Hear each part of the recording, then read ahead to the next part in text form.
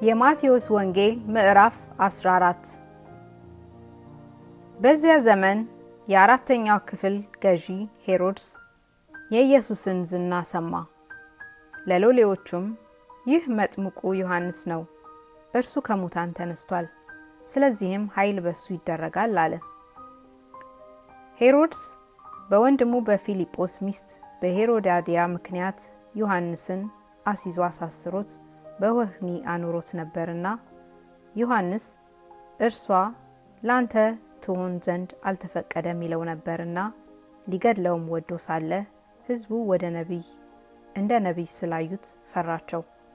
ነገር ግን ሄሮድስ የተወለደበት ቀን በሆነ ጊዜ የሄሮድያ ልጅ በመካከላቸው ዘፈነች፣ ሄሮድስንም ደስ አሰኘችው።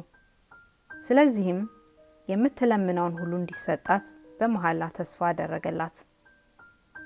እርሷም በእናቷ ተመክራ የመጥምቁን የዮሐንስን ራስ በዚህ በወጭት ስጠኝ አለችው። ንጉሡም አዘነ። ነገር ግን ስለ መሐላው ከእርሱም ጋር ተቀምጠው ስላሉት ሰዎች እንዲሰጧት አዘዘ። ልኮም የዮሐንስን ራስ በወህኒ ያስቆረጠው። ራሱንም በወጭት አምጥተው ለብላቴናይቱ ሰጧት። ወደ እናቷም ወሰደችው።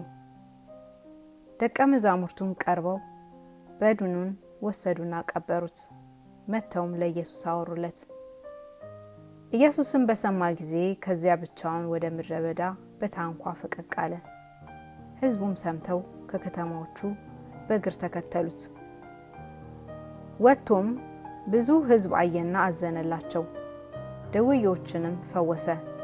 በመሸም ጊዜ ደቀ መዛሙርቱ ወደ እርሱ ቀርበው ቦታው ምድረ በዳ ነው፣ አሁንም ሰዓቱ አልፏል፣ ወደ መንደሮች ሄደው ለራሳቸው ምግብ እንዲገዙ ሕዝቡን አሰናብት አሉት።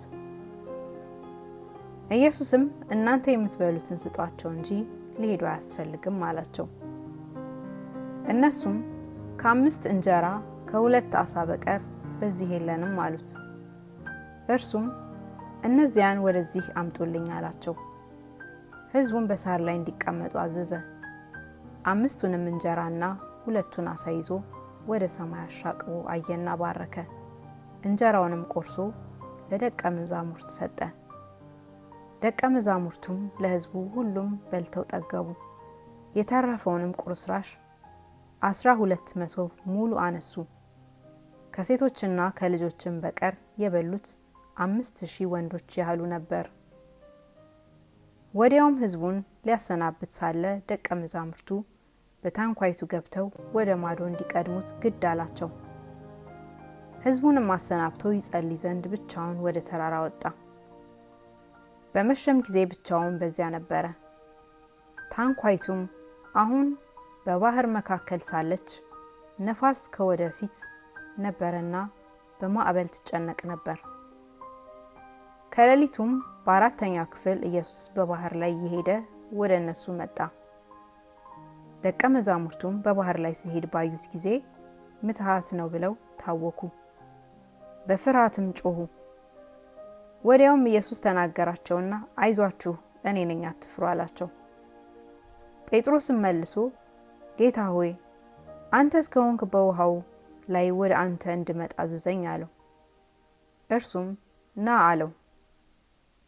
ጴጥሮስም ከታንኳይቱ ወርዶ ወደ ኢየሱስ ሊደርስ በውሃው ላይ ሄደ። ነገር ግን የነፋሱን ኃይል አይቶ ፈራ። ሊሰጥምም በጀመረ ጊዜ ጌታ ሆይ አድነኝ ብሎ ጮኸ። ወዲያውም ኢየሱስ እጁን ዘርግቶ ያዘውና አንተ እምነት የጎደለ ስለምን ተጠራጠርህ አለው። ወደ ታንኳይቱም በወጡ ጊዜ ነፋሱ ተወ። በታንኳይቱም የነበሩት በእውነት የእግዚአብሔር ልጅ ነህ ብለው ሰገዱለት። ተሻግረውም ወደ ጌንሴሬጥ ምድር መጡ። የዚያ ቦታ ሰዎች ባወቁት ጊዜ በዙሪያው ወዳለ አገር ሁሉ ላኩ። ሕመምተኞቹንም ሁሉ ወደ እርሱ አመጡ። የልብሱንም ጫፍ ብቻ ሊዳስሱ ይለምኑት ነበር።